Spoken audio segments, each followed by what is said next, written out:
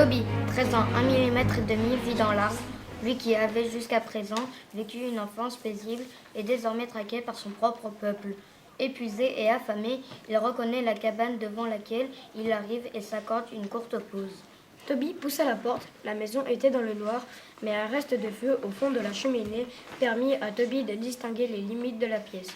C'était une cabane modeste où vivaient le bûcheron et son fils, Niels. Amen. Toby n'était jamais venu dans ces lieux reculés.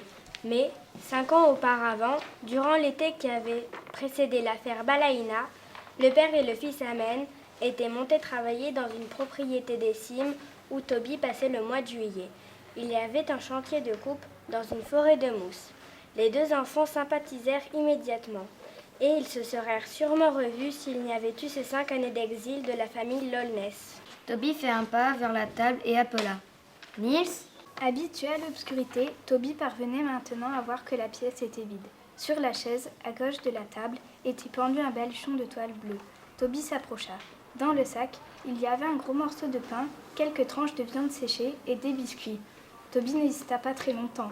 Il prit le sac en bandoulière et, avant de disparaître dans la nuit, il écrivit 2 mots sur une feuille de compte qui traînait sur la table. « Merci, Toby. » Ces 2 mots allaient suffire à resserrer une fois de plus le piège autour de Toby. Quelques minutes après son départ, 4 hommes et 2 garçons de 13 ou 14 ans entrèrent à leur tour dans la cabane. Je veux juste prendre de quoi manger. Dépêche-toi, Niels, espèce d'idiot. Le sac est prêt, papa. Le garçon qui venait de parler était près de la table. Il alluma une bougie avec un tison. Niels, parce que c'était lui, resta stupéfait. Le sac n'est plus là. Tu es sûr que tu l'avais préparé? Je l'avais laissé sur la chaise. Un autre homme les pressait. « J'ai ce qu'il faut, je partagerai avec vous. Dépêchez-vous, on nous attend. » Mais je sais que je l'avais posé là, répéta Niels.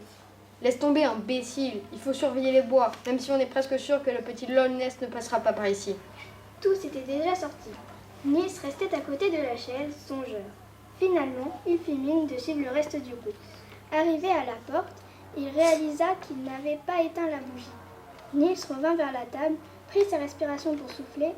Il s'arrêta net. Devant lui brillait le petit mot de Toby. Il se passa quelques instants où son cœur balança. Oui, Toby venait de passer par là. Fallait-il donner l'alerte? Niels revit en une seconde, dans son souvenir, le visage de son ami et tout ce qui les avait rapprochés pendant quelques jours passés ensemble dans les cimes. C'étaient certainement les meilleurs souvenirs de Niels. Le plaisir nouveau de parler avec quelqu'un, parler tout simplement. Mais aussitôt, il repensa à son père qu'il appelait Fillette devant les autres, parce qu'il le trouvait mou et rêveur pour un fils de bûcheron. Il imagina aussitôt sa fierté s'il retrouvait la trace du fugitif. Lui, Niels, en qui son père croyait si peu, il serait le héros dans l'arbre. Alors Niels poussa un cri. La silhouette colossale de son père apparut immédiatement. Celui-ci vit le message de Toby, bouscula Niels d'un grand coup de coude et hurla. « T'aurais pas pu le dire plus tôt, fillette !» Le père bondit vers l'extérieur, brandissant le mot et criant « Il est pas loin, on va la voir !» Recroquevillé dans l'angle de la pièce, Niels pleurait à grosses bouillons. C'était un gémissement faible et douloureux. Il se frappait le front avec sa main. Pardon. Oh, Toby.